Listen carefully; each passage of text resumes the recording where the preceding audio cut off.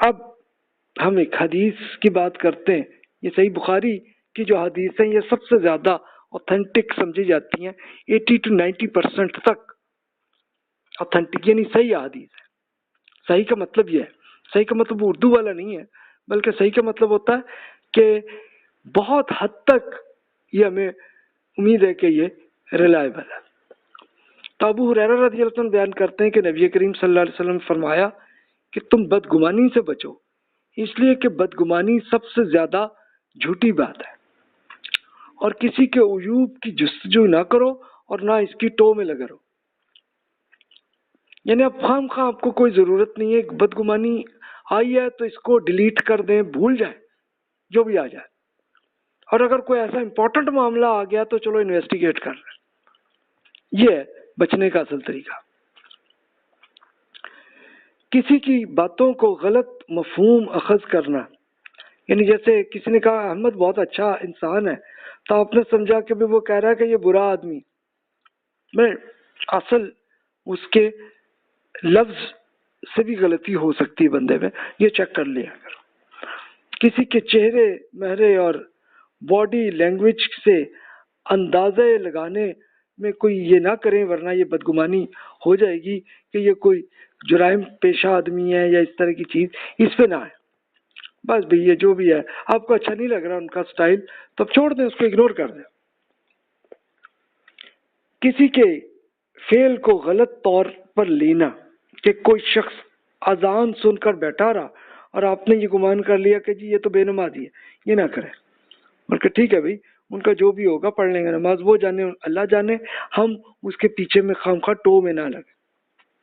کوئی قیمتی چیز مثلا سونے کی کچھ دیکھ لی آپ نے چیز تو رکھ کر بھول جانا، اور پھر کام کرنے والی ملازمہ پہ شک کرنا بھی نہ کریں. اپنا احتیاط، اپنی ریسرچ آپ پہلے کریں، پھر آپ اگلے سے پوچھیں کہ بھائی آپ نے کہیں یہ تو نہیں چھپا لیا، کہ یہ آپ کے ہاتھ میں تو نہیں ملا، تو چلو وہاں سے آپ کو پتہ چل جاتی ہے. عام طور پہ ہمارے ہاں ساس اور بہو یا بہو اور ساس کا آپس میں دشمن کا ایک وہ بڑا کلچر رہا ہے ہمارے یہاں، تو اب الحمدللہ کم ہو گیا ہے. تو بھائی ان چیزوں پہ بدگمانی نہ کریں. یہ کچھ ایگزامپلز ہیں کہ جس میں بدگمانی میں آ جاتی ہیں چیزیں. مذہبی لوگوں کا مخالفین کو کافر، منافق، بدنیت ایسا سمجھنا یہ نہ کریں، بلکہ اگر ان کی بات آپ کو نہیں بس یہی سمجھ لیں کہ ٹھیک ہے بھائی ان کو غلط فہمی ہوئی ہوگی، حسن ظن رکھیں، ہم کسی کی بدگمانی نہ کریں.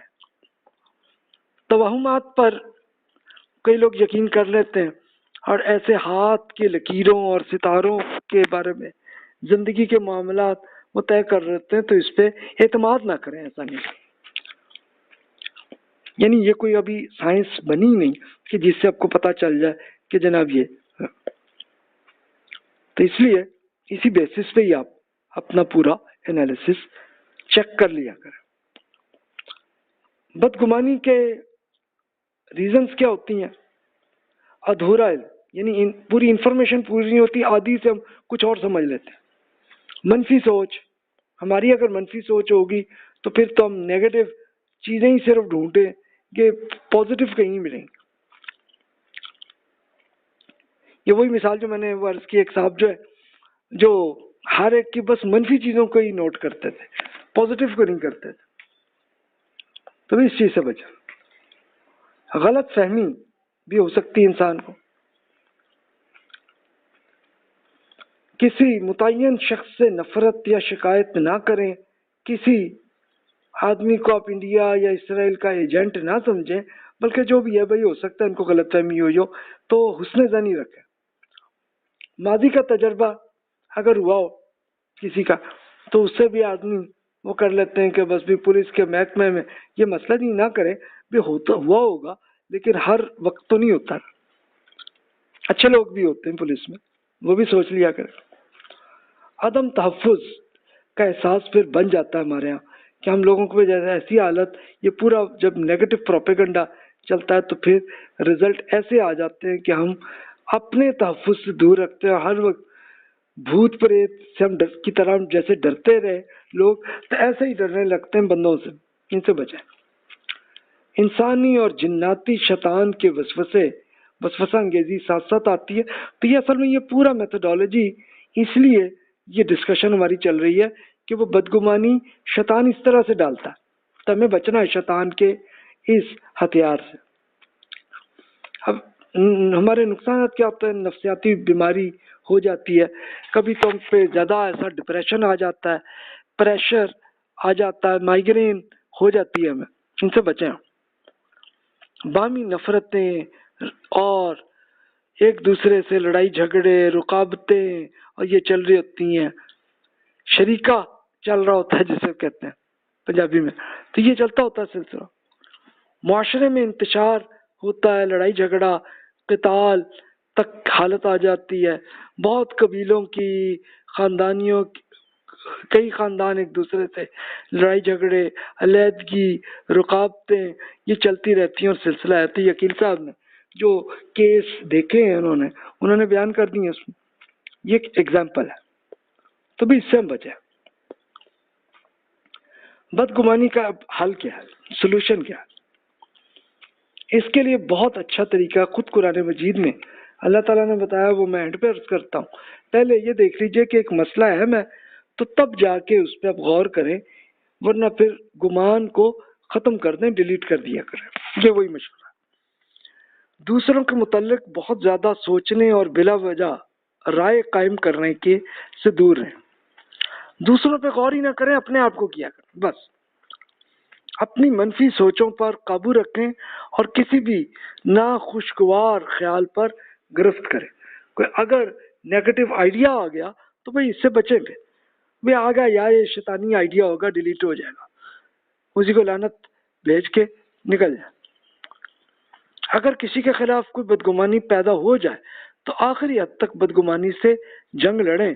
یعنی اس کا پھر یہی ہوگا کہ آپ پھر انویسٹیگیشن میں آپ آئیں اور پھر انشاءاللہ آپ کو ایگزیکٹ پتہ چل جائے گی سچویشن.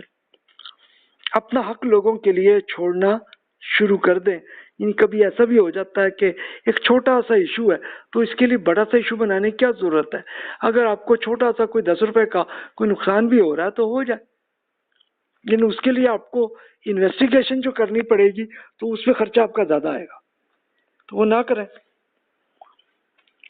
لوگوں کو ان کی غلطی پر معاف کرنا سیکھیں. یعنی اگر اگلے کی غلطی پتہ چل بھی گئی تو معاف کر دیں، اس لیے کہ اگر ایسا کریں گے اللہ تعالیٰ بھی ہمیں معاف کر دے گا ہماری غلطیوں کو.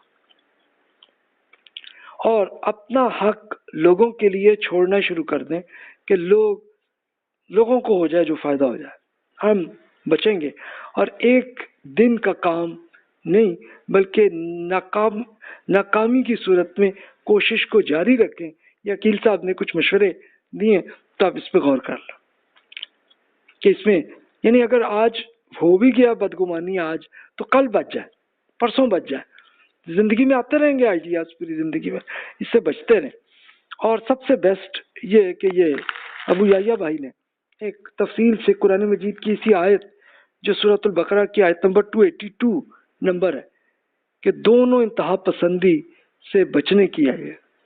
یعنی ایک بدگمانی ہوتی ہے اور دوسرا ایک اندھا اعتماد، یہ بھی نہ کریں بلکہ دونوں کے بیچ کا راستہ اختیار کر لیں. تو اس کے لیے ہم قرآن مجید کا اس کا میں ترجمہ ہی عرض کر دیتا ہوں کہ ٹائم ذرا کم ہے تو آپ خود پڑھ لیجئے گا اور اس کا ترجمہ میں عرض کر دیتا ہوں.